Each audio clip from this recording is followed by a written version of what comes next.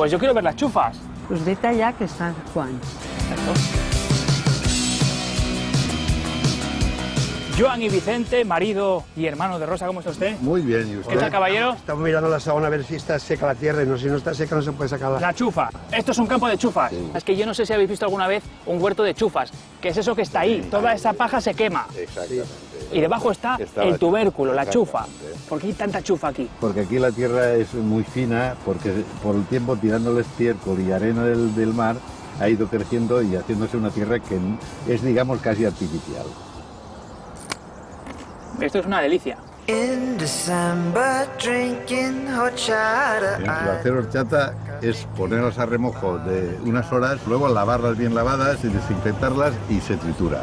Y luego se pasa a la prensa. El Se añade jugo, ¿no? un poco de azúcar y chimpún, ya no hay nada más. Y chimpún. Chicos, menos hablar y vamos a Venga, tomarnos una una horchata. rica Vamos a tomar horchata. horchata. Pues ala, a Brindamos disfrutarlo. por la horchata. Eso. Pues ya veis, terrícolas, uno de los frutos de la comarca de la Huerta Norte de Valencia, la riquísima horchata. ¿Eh? Y que nos quedan más cosas por conocer, mañana lo veréis. December, drinking horchata.